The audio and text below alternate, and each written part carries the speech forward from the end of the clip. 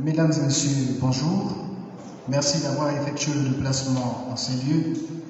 Et l'objet de ce rendez-vous est le projet de refondation du Gabon proposé par le mouvement panafricain Osons pour l'Afrique. Projet qui nous sera dévoilé dans un instant par son président dont nous vous présentons le bio-portrait.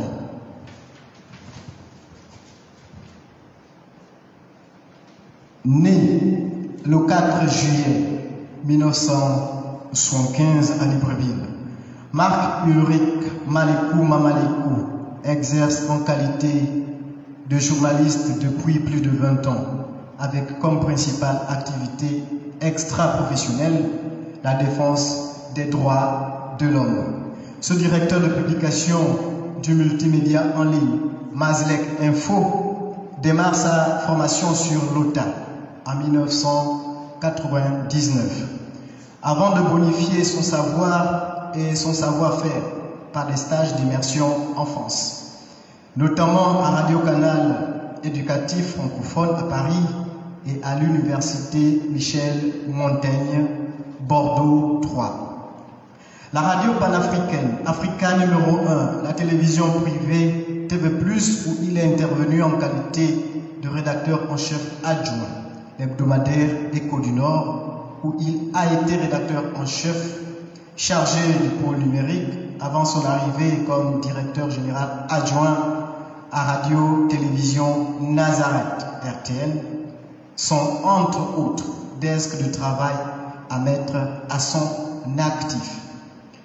Ancien président du réseau gabonais des journalistes des droits de l'homme, avant de présider l'Observatoire national des prisons, Marc-Ulrich Malekou Mamalekou s'est fait enrôler ces 20 dernières années dans le contingent des journalistes engagés aux côtés des victimes d'abus divers et des organisations politiques et de la société civile engagées sur le front du respect de l'état de droit.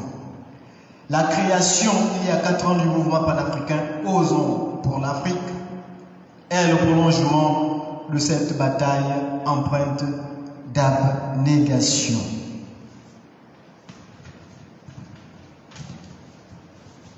Le président de l'offre politique sur la refondation du Gabon s'inscrit sur la perspective de l'élection présidentielle de 2023.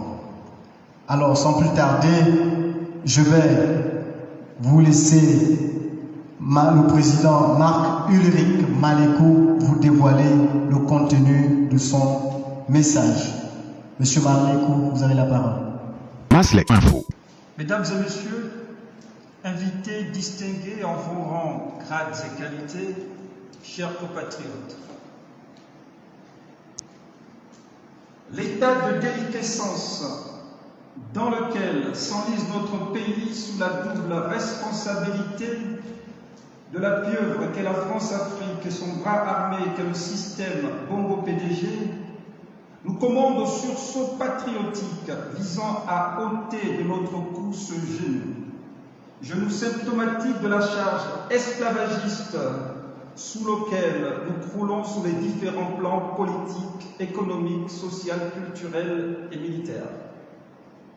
Des effets conjugués qui participent à la contexture des mots qui plombent notre accès à la souveraineté nationale depuis le simulacre d'accès du Gabon à son indépendance en 1960. Indépendance folklorique concédée sous la dictée de la France, s'affublant du grossier attribut de puissance tutélaire comme si nous étions voués à être des éternels infantilisables. Les termes de ces accords bidons contrastent d'ailleurs avec la notion d'indépendance puisqu'ils nous confient le statut d'État membre de la communauté française et d'outre-mer dans laquelle le président français est campé. Le président français est campé en président de la dite communauté. En français facile, le président français est juridiquement investi de la qualité de chef des États membres de la dite communauté sous tutorat français. Par conséquent, président des États membres de cette communauté et et donc président des États d'Afrique francophone. Des réalités répulsives dont la trame pourrait justifier la levée de bouclier du capitaine Dadis Camara, alors président de la junte militaire en Guinée, je cite, « La Guinée n'est pas une sous-préfecture de Paris ». Fin de citation. Face à ce qui précède, rassemblons notre courage pour nous dégager de ceux qui se complaisent dans ces inénarrables rôles de sous-préfet de Paris. De la tutelle d'une communauté impérialiste à une autre, voici le cauchemardesque dessin dans lequel semble nous enfermer le système Bongo, avec la très adhésion probablement prochaine du Gabon au Commonwealth. Changement en trompe-l'œil sur fond de liens de subordination continue, car peu importe le nom d'emprunt du maître colon, un serpent reste un serpent, et le fait d'opérer une mue ne saurait lui faire perdre la férocité de sa nature d'impérialiste impénitent. Le mouvement panafricain Osons pour l'Afrique, dont je suis le président, se refuse à se résigner au silence complice, à l'attentisme et à l'inaction. Nous décidons donc de prendre toute notre part de responsabilité devant l'histoire en ajoutant notre pierre au panel d'offres de sortie de l'obscurantisme. Ce refus de capitulation sur fond de révolte contre l'intolérable et l'inacceptable motive notre engagement à briser ce cycle séculaire de damnation savamment entretenu par le maître colon et sa horde que sont les nègres de sa main. Mon passage à l'action contre ces pratiques esclavagistes des temps modernes est notamment acté dans mon engagement dans la course à la présidentielle de 2023 avec pour leitmotiv « Déconstruisons la France-Afrique pour acter la refondation du Gabon ». Programme de refondation audacieux, innovant, patriotique, futuriste qui s'inscrit sur une période de 3 ans maximum et dont les 4 axes majeurs se déclinent comme suit. 1. Souveraineté et sécurité. 2. Justice sociale, redistribution équitable des richesses nationales et culture. 3. Réforme institutionnelle. 4. Diplomatie. Pour ce qui est du premier point portant sur la souveraineté et la sécurité, nous mettons un terme aux accords de coopération avec la France, prédatrice de nos richesses et épine dorsale de la séquestration de notre souveraineté politique en imposant des hommes de paille, ces hommes de paille précisément à la tête de nos États. Ce mobile principal fonde notre choix pour la fin de ces accords de coopération, non pas gagnant-gagnant, mais gagnant-perdant, et qui qui servent notamment de socle juridique à la présence encombrante de l'armée française sur notre sol, armée étrangère dont le démantèlement sans délai dès notre arrivée au pouvoir est non négociable. Des pistes de redéploiement de notre agenda militaire sont en cours pour la poursuite de la sécurisation du territoire national d'ici à la prise en main opérationnelle des questions de sécurité nationale par nos forces de défense et de sécurité.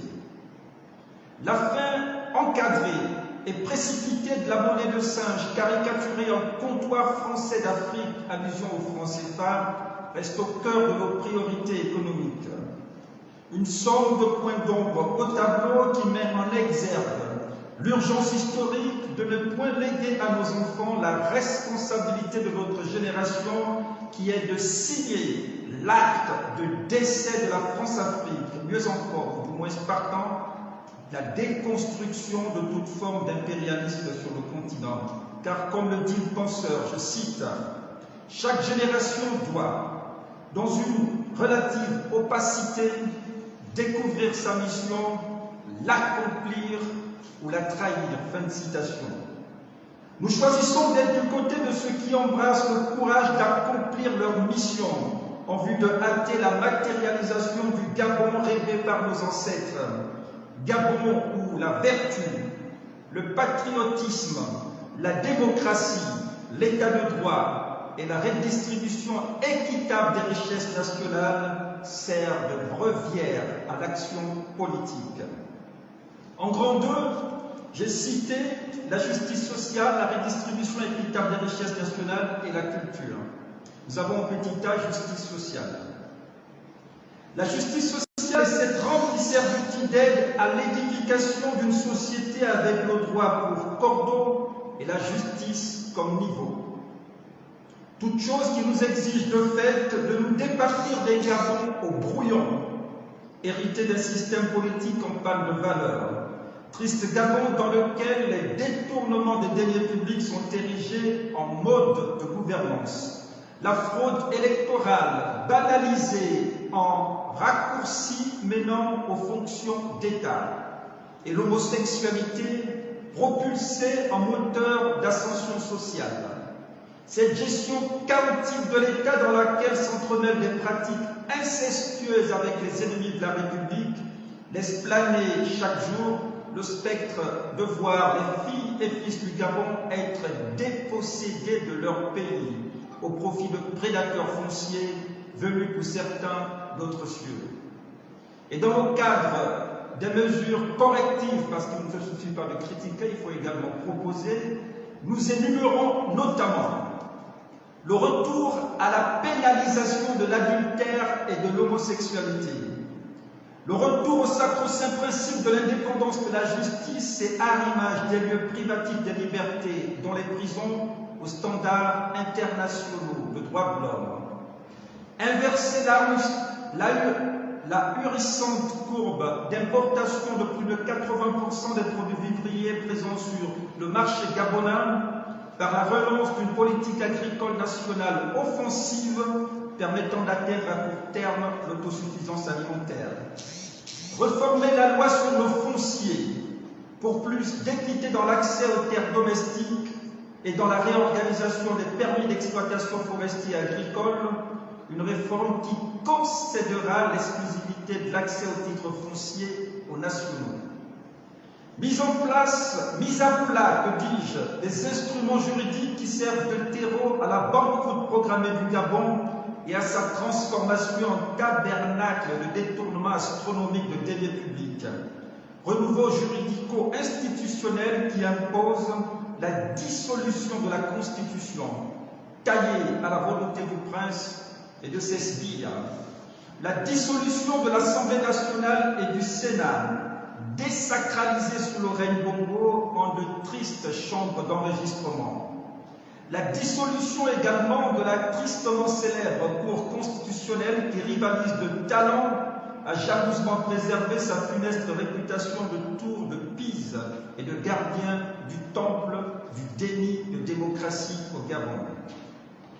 Pour élorer le tableau, le mouvement panafricain Osons pour l'Afrique invite à la mise en place d'une constituante avec pour cœur de métier la rédaction d'une nouvelle constitution sur la base de la loi fondamentale issue de la Conférence nationale de 1990, du fait simplement du large consensus qui en est découlé de cette grande messe politique qui a mis d'accord tout le monde, que ce soit les membres du pouvoir, que ceux ici de la société civile, parce qu'elle avait participé, et de la classe politique de l'opposition. Une constituante qui ne saurait être l'exclusivité d'ailleurs de la seule classe politique, mais un creuset de réflexion républicaine prenant en compte les contributions des différentes composantes de la société gabonaise, allant des organisations de la société civile aux sages, en passant par les intellectuels, les acteurs culturels et sportifs, les mouvements jeunes, les mouvements de femmes, etc. Organe de concertation politique et sociale qui aidera notamment à servir de contrepoids à l'action politique dans l'intervalle du retour rapide au corpus constitutionnel. Autre question d'intérêt national, relevant du vivre ensemble et confiée à l'organe de concertation nationale qu'est la constituante, l'éternelle problématique de la transparence électorale et du financement des partis politiques au Gabon. Sur le premier point, le mouvement Osons pour l'Afrique opte pour la biométrisation du processus électoral avec centralisation des données issues des bureaux de vote pour enfin permettre la proclamation des résultats d'élections politiques le même jour. Un toilettage de la loi électorale qui nous permettra de tourner le dos aux pratiques éhontées de tripatouillage dans lesquelles le Parti démocratique gabonais, le PDG au pouvoir, n'a de cesse émergé ces 46 dernières années avec pour dernière trouvaille en date la tragicomédie des résultats issus de la province du Motobo lors de la présidentielle de 2016. Énième hold-up électoral qui a davantage écorné la crédibilité du processus électoral au Gabon en mettant à mal les résultats issus des urnes qui étaient largement favorables à Jean Ping de sources concordantes. Et Osons pour l'Afrique dit la même chose. Et contre toute vraisemblance, des résultats officiels aux antipodes de la voix des urnes ont scellé la réélection controversée d'Ali Bongo à la tête du Gabon en occasionnant au détriment du pays cette année supplémentaire de déchéance. Et les Gabonais continuent de pleurer justement cette déchéance politique, sociale et économique dans lequel le pays ne cesse justement de connaître une sorte de descente aux enfers jamais connue depuis l'existence du Gabon. Sur le plan B du deuxième point, on parle de redistribution équitable des richesses nationales. Notre offre sur la redistribution équitable des richesses nationales, qui est au cœur des préoccupations des Gabonais, pays riches, peuple pauvre, malheureusement, il faudrait inverser cette tendance et permettre à tous les Gabonais naturellement, de bénéficier des richesses du pays. Nous proposons dans ce sens tendre vers le chômage zéro par le développement d'un pôle industriel de transformation de matières premières, de production de biens et de services en vue de booster la création des richesses, de favoriser l'environnement du plein emploi et de lutter contre la pauvreté. Instaurer une indemnité nationale de solidarité de 200 000 francs CFA par mois, une sorte d'indemnité de chômage, mais ça s'élargit à tous les Gabonais qui ne travaillent pas, au bénéfice de tous les Gabonais d'au moins 24 ans, ne pouvant justifier d'un emploi, soit faute d'opportunités relatives, soit sur présentation de notifications motivant une incapacité partielle ou totale à vaquer à une occupation professionnelle. Une indemnité dont le bénéfice est quand même encadré par certaines dispositions. Fixer le plancher du salaire minimal national à 350 000 francs CFA par mois pour les travailleurs du secteur public, en instaurant une indemnité salariale de solidarité visant à combler le gap chez les nationaux travailleurs officiellement dans le secteur privé et payés en deçà du salaire minimal national. Promouvoir la gratuité de la scolarité de la maternelle en enseignement supérieur avec retour à la bourse d'études du secondaire et supérieur assortie des commodités socio-économiques propices à l'éclosion des intelligences. On parle notamment du retour au centre de documentation et d'information, CDI, à l'internat, aux espaces de loisirs et sportifs, la gratuité du transport scolaire, etc. Création des écoles intégrées sur toute l'étendue du territoire national, des écoles pilotes dans lesquelles cohabitent les élèves dits valides de ceux handicapés, donc de différents handicaps, handicap visuel, auditif, intellectuel, handicap moteur, etc. Parce que la spécialisation, du moins confiner les handicapés dans une sorte d'école spécialisée aux handicapés, est plus adaptée aux nouveaux standards des organisations internationales. Contextualiser les programmes scolaires avec au moins 40% des enseignements adaptés à la réalité gabonaise et à la vraie histoire politique et sociale du Gabon, dépoussiérer des mensonges de l'Occident visant à falsifier l'histoire des peuples et du monde. En somme, sortir l'instruction de nos enfants et de la future élite des mains de nos bourreaux. L'enseignement conçu par l'Occident nous apprend à penser comme eux, non pas à penser comme nous, et il contribue justement au nom de l'impérialisme à falsifier nos histoires. Notre histoire, l'histoire politique du Gabon n'est pas enseignée dans l'école, on ne connaît pas bien Bombay, mais on connaît De Gaulle, sa grand-mère, son grand-père. Il faut inverser la tendance. Élaboration d'une norme gabonaise servant à filtrer l'entrée sur le territoire national des produits issus de l'importation, ainsi qu'à la sortie du pays des produits destinés à l'exportation. Une norme devant également servir de digue à la validation de tous les travaux de bâtiments et toute autre préoccupation d'intérêt public. La gratuité des soins aux élèves, étudiants, handicapés, femmes enceintes et personnes du troisième âge. Maintenir la pension retraite à la moyenne des salaires de base s'écoulant sur les 3 dernières années de l'activité professionnelle. Au plan culturel, nous proposons l'apprentissage obligatoire des principales langues nationales à l'école, favoriser la création, le développement et la promotion des produits made in Gabon dans tous les aspects, industrie, invention, artisanat, cosmétique, culinaire, médicinal, etc.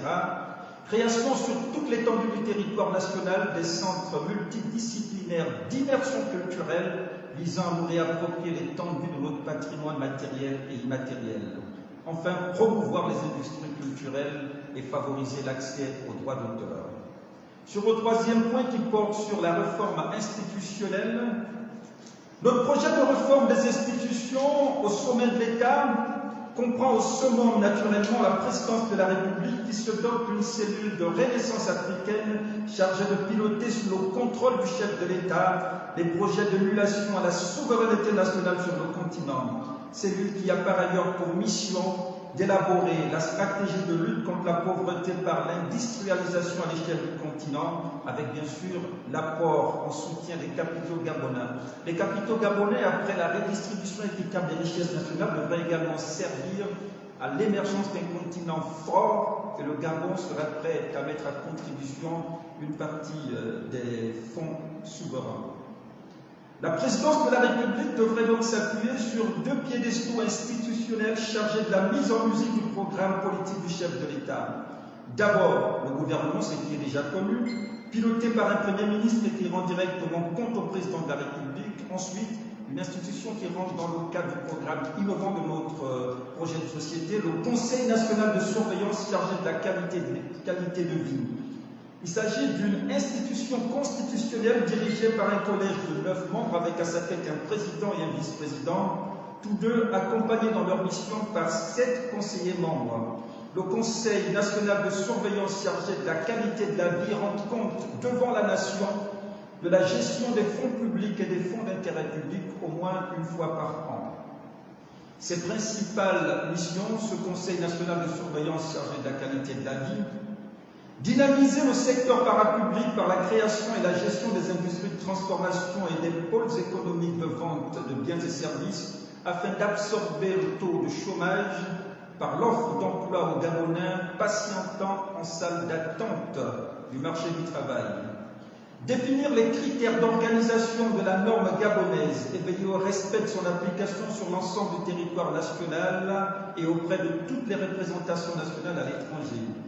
Assurer l'exécution du paiement de l'indemnité salariale de solidarité au bénéfice des Gabonais du secteur privé exerçant une activité professionnelle encadrée par la législation dans et hors du territoire gabonais et percevant des revenus en deçà du salaire minimal national qui est de 350 000 francs CFA par mois.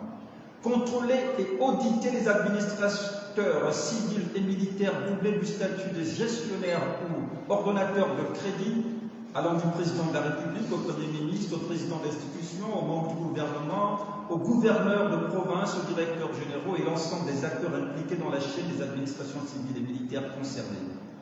Engager l'État dans la recherche des partenaires extérieurs, valider les contrats d'intervention des sociétés concessionnaires, produire au moins une fois l'an des rapports sur l'état de la dépense publique et diligenter des poursuites judiciaires au cas échéant. Il y a également la Banque nationale qui va remplacer le Trésor public. Cette institution sera placée sur la double tutelle du gouvernement et du Conseil national de surveillance chargé de la qualité de vie. Disons qu'au cours de ses missions régaliennes, la Banque nationale du Gabon a pour vocation de constituer un fonds des générations futures. Pour ce qui est du 4e point portant sur la diplomatie, le mouvement Osons pour l'Afrique penche pour la restructuration des institutions régionales et continentales en prenant notamment en compte les modèles de financement pour rompre avec justement le cycle vicieux de l'assistanat occidental en termes de financement de l'Union africaine qui est la plus grande institution continentale et ces financements occidentaux, j'allais dire, sont entre autres les sources de démasculinisation de l'élite politique parce que mobilisation des dirigeants africains. Et justement, le principe est clair, qui paye commande. Tant que l'Occident continuera à financer nos institutions, et bien nous serons des éternels assistés, des éternels infantilisés. Il faut rompre avec ce cycle vicieux. Renforcer la coopération avec les États amis et alliés dans le cadre de la reconquête de la souveraineté des États africains et partant du renforcement de la lutte contre l'impérialisme occidental. Faciliter l'ouverture du marché gabonais aux pays amis et alliés en phase avec les aspirations des nouvelles autorités. Impulser l'initiative de refonte du Conseil de sécurité de l'ONU en recadrant notamment les déséquilibres sur le partage des pouvoirs dans la gestion du droit de veto. Nous proposons un droit de veto par continent porté par un État parti désigné par ses pairs. Enfin, réécriture du droit international trop complaisant à l'endroit des tyrans occidentaux.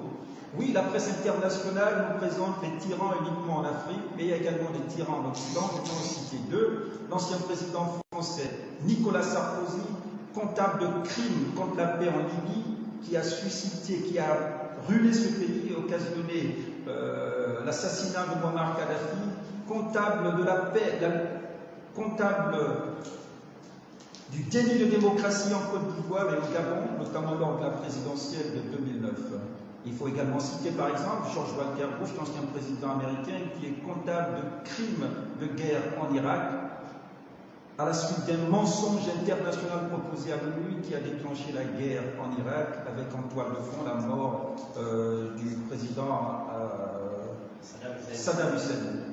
Donc les tyrans, contrairement à ce que la presse internationale nous présente, ils ne sont pas qu'en Afrique, ils sont également en Occident, et le droit international mérite d'être réécrit pour que ces tyrans occidentaux également soient comptables de leurs responsabilités pénales et qu'ils en payent les frais, et qu'ils en fassent les frais.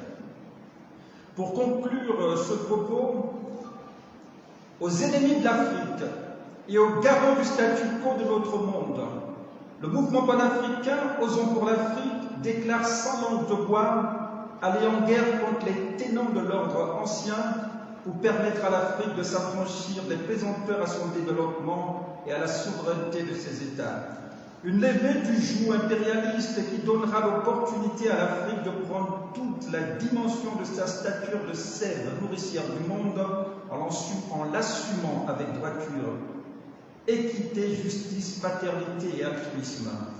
Impossible de clore mon propos sans faire chapeau bas et présenter solennellement mes respects distingués aux républiques du Mali et de la Centrafrique pour leur tirer à cette pieuvre qu'est la France-Afrique, grâce à l'engagement nationaliste doublé de patriotisme à toute épreuve de leurs dirigeants, respectivement leur Excellence Assimi Goïta et Faustin Archange Touadéra.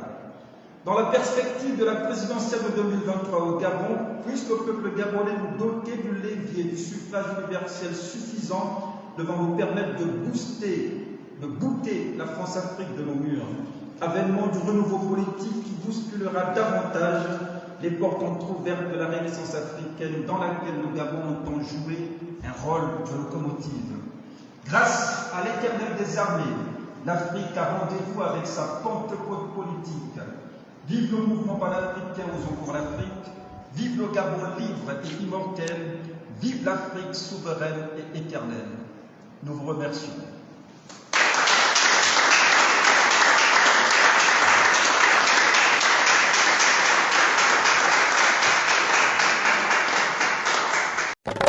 Vous êtes sur Maslek Info.